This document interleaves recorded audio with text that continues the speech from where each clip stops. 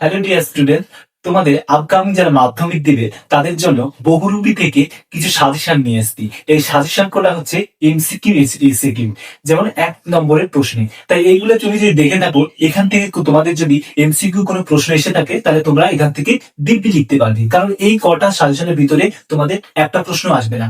MCQ এবং SCQ, তার মানে এমসিকিউ হচ্ছে 4টে অপশনাল প্রশ্নের ভেতরে একটা চুজ করা, অ্যান্সার চুজ করতে হবে, এবং এক কথায় উত্তরের 1 নম্বরে এখান থেকে সাজেশন গুলো দেওয়া হয়েছে।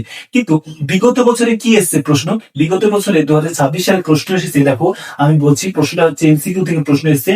ছদ্মবেশে সেদিন হরিদান রোজগার বন্ধ হয়নি। কোন ছদ্মবেশে? পুলিশ, পাগল, বাইজি নাকি বৈরাগী? এখানে হবে বাইজি। যেমন বিগত বছর যেমন এমসিকিউ প্রশ্ন এসছে, তেমন আমরা এবছরে এমসিকিউ এর সাথে সাথে এসিকিউ মানে এক কথায় উত্তরটা বেশি রেখে রাখবো। আর ওই এক কথায় উত্তর থেকে আসবে 100% শিওর 2027 সালে। দেখো কোন কোন সাজেশন গুলো রেখেছি এখান থেকে। এই কটা এমসিকিউ প্যাটার্নে তো পাচ্ছই, এসিকিউ আকারে তৈরি করলে বেশি ভালো হয়, কারণ 2027 সালে এই কটা থেকে এসিকিউ প্রশ্ন হিসাবে আসবে। তাই তোমরা এসিকিউ হিসাবে বেশি এগুলাকে তৈরি করে রাখবে। আর এই কটা দেখলে তোমাকে এখান থেকে এমসিকিউ আর এসিকিউ এর জন্য আর কোনো 2027 সালে কোনো বহুরূপী থেকে এখান থেকে কোনো এসিকিউ দেখা লাগবে না বা এমসিকিউ দেখা লাগবে না, এর ভিতর থেকে আসবে। তাই চলো দেখি প্রথম প্রশ্ন আমি কি লিখেছি। জগদীশ বাবু বিরাগীকে প্রণামী দিতে চেয়েছিল। জগদীশ বাবু বিরাগীকে প্রণামী দিতে চেয়েছিল, এবার সেটা এক কথায় উত্তরে লিখবে। দেখো 2 নম্বর প্রশ্ন, দেখো আমার সবাই হরিদার ঘরের ভিতরে ঢুকলাম, তারা ঘরে ঢুকে কি দেখলো? দেখো 3 নম্বর, দেখো কি অদ্ভুত কথা বললেন হরিদা। অদ্ভুত কথাটা কি? এখানে যে কি অদ্ভুত কথা একটা হরিদা বলছে, সেই অদ্ভুত কথাটা কি? দেখো 4 নম্বর, দেখো যার বাড়িতে সন্ন্যাসী এসেছিলেন তার নাম কি?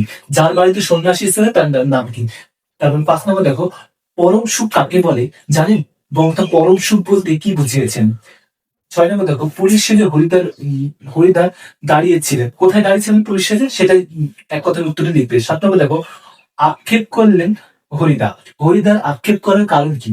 8 নম্বর, দেখো খুব হয়েছে হরি, এইবার এইবার সরে পড়ো, কথাটি বলেছিল কে? বলেছিল কথাটি বলেছিল কে? এটাই এখানে প্রশ্ন। দেখো 9 নম্বর, দেখো হরিদা কোথায় থাকতেন?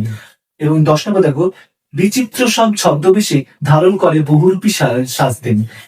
11 নম্বর, দেখো জগদীশ বাবুর সম্পত্তির পরিমাণ কত ছিল? এবং 12 নম্বর, দেখো চমকে উঠলেন জগদীশ বাবু, কি দেখে চমকে উঠলেন? এই হচ্ছে এই 12টা প্রশ্ন তুমি এসিকিউ আকারে সব কটা দেখে রাখলে, এসিকিউ আকারে দেখে রাখলে এমসিকিউ আকারে তোমার হয়ে যাবে।